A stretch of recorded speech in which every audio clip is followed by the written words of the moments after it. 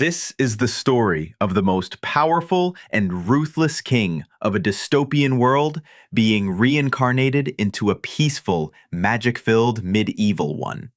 He opens his eyes as a newborn, and the first thing he sees is a woman smiling down at him, calling him her baby. Beside her, a man leans in, grinning like a fool, clearly excited. They're both young, warm, and full of love. The man comments that the baby has his nose. The woman laughs and disagrees. Together, they name him Arthur. Arthur has no idea what's going on.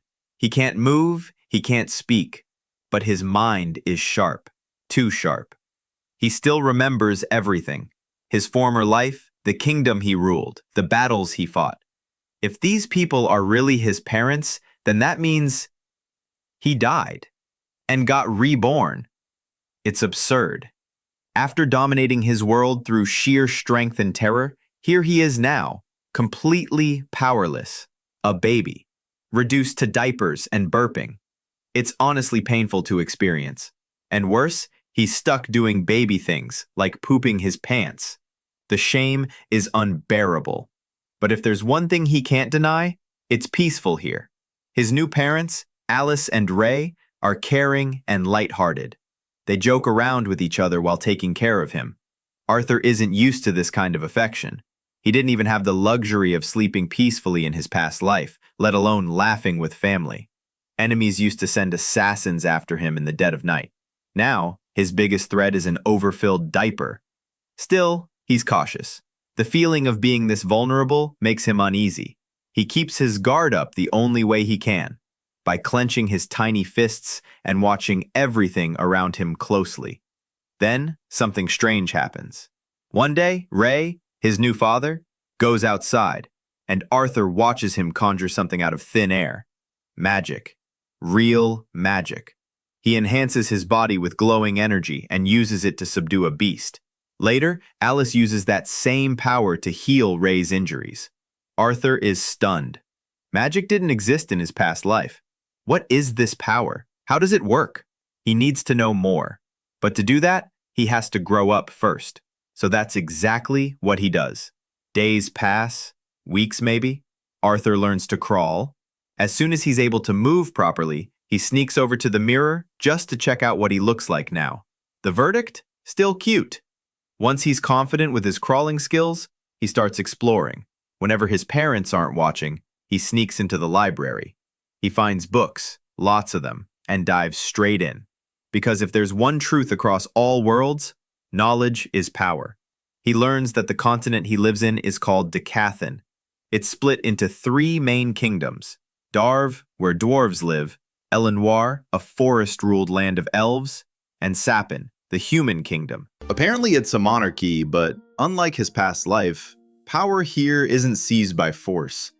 It's passed down through generations. Arthur finds a book about mana, what the people here call magic, and carefully flips through the pages with his chubby little hands. In his old world, everything was based on ki, but mana is something else entirely. Mana exists in 2 main forms: augmenting and conjuring. Augmenting enhances your own body. Conjuring lets you manipulate mana outside your body. Arthur quickly connects the dots. His father must be an augmenter and his mother a conjurer. He also learns that people born with mana are rare, only 1 in 100. And even then, most only awaken their abilities during puberty, when their mana core forms. Arthur doesn't have time to wait for that. He needs power now.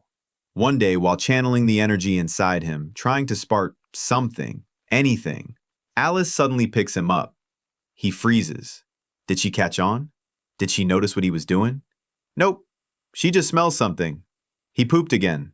Wonderful. While she changes him, Arthur stares at the ceiling in silent defeat. This body is a prison, but he won't be trapped forever. Alice, meanwhile, is lovingly documenting every part of Arthur's growth. But one thing continues to bother her. He never smiles. Not once. And she doesn't understand why.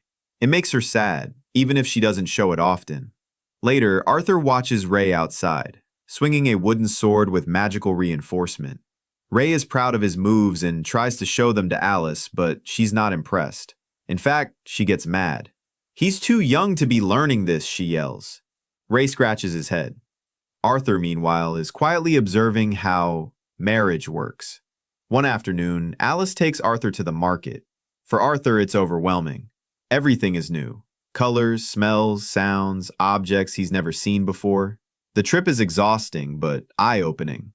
This world is full of things to learn, and Arthur is more determined than ever. Back home, Alice tells him how proud she is of his curiosity, how he reminds her of Ray when he was younger. She hopes Arthur won't be as wild, though, and that maybe, just maybe, he'll get to live a calmer life than his parents. That evening, Ray decides to give Arthur a little show. He raises some rocks with magic, showing off like usual. But this time, Arthur really pays attention. The way mana moves, the way it responds, it clicks in his head. Ray is clearly an augmenter. Arthur gets excited and starts imagining pulling off tricks of his own. But before he can even begin, Alice scoops him up again. Bedtime. He protests, pointing to a book on the shelf, but Alice can't resist his adorable face. She gives in and lets him read for a while. Inside, Arthur channels his mana. He focuses, drawing it from different parts of his body to a single point. The energy builds, crackling with potential. Outside, his parents assume he's asleep. And then, boom. An explosion rocks the house. Ray leaps into action, shielding Alice from falling debris. Both of them freeze as they realize they left Arthur inside. They burst through the door and stop cold. Arthur is floating, midair, radiating mana. They can't believe their eyes. He slowly descends as the roof begins to collapse. Before it hits him, his parents throw themselves over him, shielding him completely. In that moment, Arthur feels something unfamiliar. Not just love, not just safety, but something even deeper, a bond, a family that would give everything to protect him. He never had that before. Days pass after the explosion, but Arthur still remembers the look on his parents' faces. Fear, shock, and overwhelming relief. For the first time since his reincarnation, he feels something settle deep in his chest. Maybe this life isn't so bad after all. Life continues peacefully for a while. Ray spends more time with Arthur, training with him in the backyard. One day, he surprises Arthur with a gift, a pair of combat gloves, just like the ones Ray wears in battle. Arthur stares at them, then shakes his head. Too bulky. They'd shorten his reach and throw off his balance. He opts for his wooden sword instead. Ray doesn't argue. He smiles and takes his stance. Their sparring sessions are regular now, but this time, something changes. Mid-fight, Arthur channels mana into his sword. Just a little, just enough. Ray doesn't expect it. His son, only a few years old, moves with precision and power, disarming him in an instant. Arthur wins. Ray stands stunned, speechless. For the first time, his son didn't just keep up, he surpassed him. Later that evening, at the dinner table, Ray brings up the obvious. It's time for Arthur to have a proper instructor. Alice freezes, her fork midair. No, she says. He's just a child. But Ray insists. Arthur's talent is growing too fast. If they stay here, isolated in the hills, he'll hit a ceiling. Alice argues back. Sending him away to the city means he'll be alone, far from home, far from them. Arthur listens quietly, then offers a solution. Why not all go together? Ray pauses. Alice stares. It makes sense. Arthur gets his training, Alice stays with her son, and they stay a family. They agree. The decision is made. Soon after, an old adventuring party arrives to escort them. The Twin Horns. A group of cheerful misfits who seem more like family than fighters. Their leader, Adam, steps down from the carriage and grins. We've met before, he says to Arthur. You probably don't remember. But Arthur does. He remembers everything, especially the time he blew up the house and these same people came to help rebuild it. Angela, the boisterous one, nearly crushes him in a hug. Duran, the tank of the group, pulls her off like he's seen this before. From the top of the carriage, a quiet girl named Jasmine watches them. Arthur catches her stare. She doesn't smile, doesn't wave, just observes. Then Helen steps forward, introducing herself and Jasmine formally. Arthur nods politely, but his eyes flicker back to Jasmine. She's still staring. And just like that, their journey to Zyrus City begins. The carriage bumps along the road, far from anything Arthur's seen. In his past life, he traveled in airships, in armored trains, in flying cars. This wooden cart, pulled by beasts and creaking with every stone, is a relic, but it works, and for once, he doesn't mind. Alice is beside him, and for now, that's enough. Each day, they take breaks, rest, eat, stretch their legs. One afternoon, that peaceful rhythm shatters. A pack of wild wolves attacks. Jasmine reacts first. Without hesitation, she draws her daggers and moves like wind. Her blades cut through fur and fang with precision. Ray and Adam jump into the fray, followed by the rest of the twin horns. Arthur watches from the sidelines, heart pounding. He realizes something important. The world outside is dangerous. No matter how safe his home felt, this is the reality now. To survive, to protect his family, he needs to be stronger. That night, they celebrate. Meat roasts over fire, laughter fills the air, and everyone is in high spirits. Everyone except Alice. Arthur notices her plate untouched, her smile forced. Then he sees Ray's arm bleeding. Alice gets up without a word and places her hand gently over the wound. A soft glow surrounds it. In seconds, it's gone. Silence. The entire group shifts, subtle but noticeable. They all glance around, scanning the trees, guarding. Arthur understands why. Healing magic is rare, valuable, dangerous in the wrong hands. The reason they've lived hidden away in the hills this whole time was to keep Alice safe. After the meal, Adam calls Arthur over. He wants to spar. Arthur steps forward, curious. This will be his first real match with someone other than Ray. The others gather in a circle, watching closely. Adam doesn't hold back. He enhances his spear with mana and charges. Arthur mirrors him, infusing mana into his wooden sword and even into his feet, boosting his speed. In a flash, he closes the distance, strikes, and slips beneath Adam's guard before he can react. Gasps echo around him. They clash again, this time harder. Arthur's form is flawless, but he lacks power. One solid hit from Adam sends him flying. His tiny body just isn't strong enough yet. Before he hits the ground, Angela casts wind magic to soften his landing. Durin scolds Adam, reminding him this is a child. Adam raises his hands, admitting he got carried away.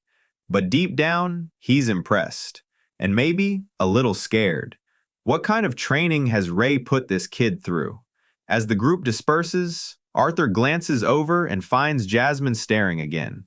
This time, she walks over. "How did you do that?" she asks. "Teach me." Her face is dead serious. Arthur can tell.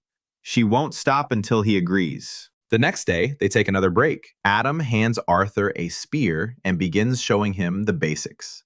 Ray, not to be outdone, demonstrates some exaggerated strength exercises, much to everyone's amusement. Then Helen steps in with a bow.